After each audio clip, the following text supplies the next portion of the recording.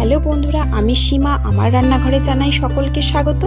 আশা করি সকলে খুব ভালো আছেন। আমি আবারও চলে এসেছি একটি নতুন রেসিপি নিয়ে। আমি আজ বানিয়েছি পনিরের কুরকুরে পকোড়া, আর এই রেসিপিটি আজ আপনাদের সঙ্গে শেয়ার করে নেব।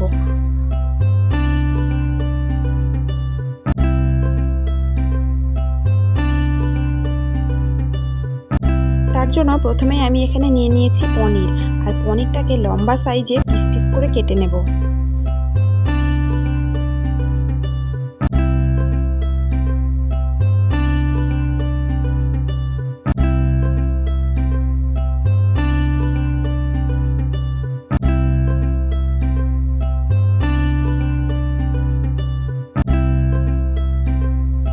পনিরগুলো কেটে নিয়েছি। এবার আমি দিয়ে দেব পরিমাণ মতন লবণ, হাফ চামচ হলুদ গুঁড়ো, হাফ চামচ লঙ্কার গুঁড়ো, কাসুরি মেথি আর হাফ চামচ বেটে রাখা আদা।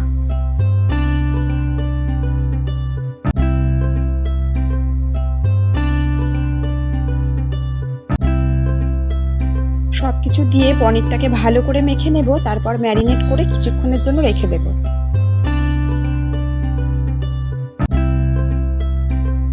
এবার একটা ব্যাটার আমি তৈরি করে নেব। তার জন্য নিয়ে নিয়েছি বেশ কিছুটা পরিমাণ বেসন।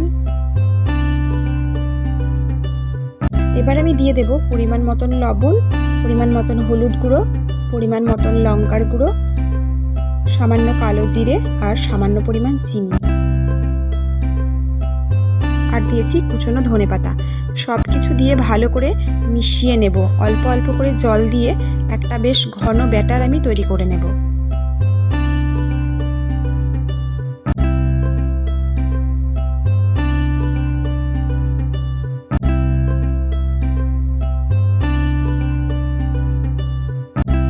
এবার আমি এখানে নিয়ে নিয়েছি এক বাটি মতন কর্নফ্লেক্সটাকে হাতে করে একটু গুঁড়ো করে নেব।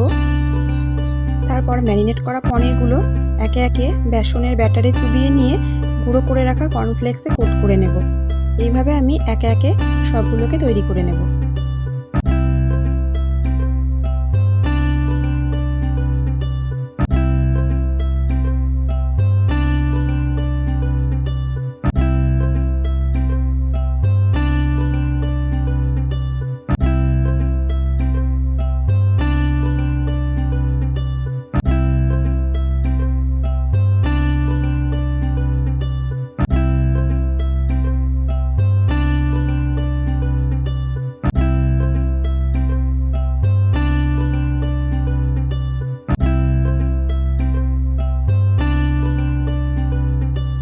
সবগুলো তৈরি করা হয়ে গেছে।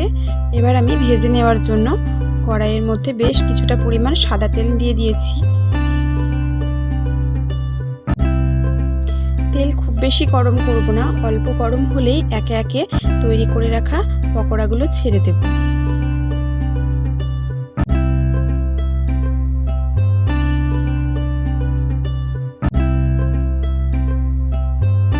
মিডিয়াম আঁচে রেখে উল্টে পাল্টে ভালো করে ভেজে নেব।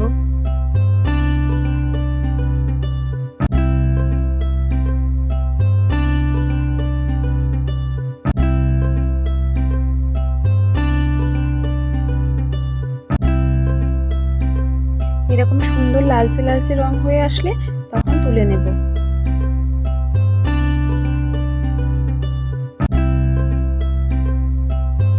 সব পকোড়াগুলো ভাজা হয়ে গেছে।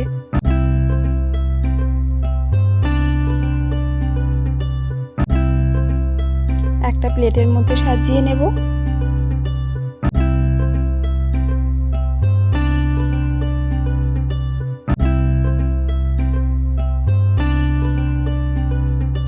আর সাথে দিয়ে দেব টমেটো সস। এই রেসিপিটি যদি আপনাদের ভালো লেগে থাকে অবশ্যই একটা লাইক আর আমার চ্যানেলটিকে সাবস্ক্রাইব করতে একদম ভুলবেন না।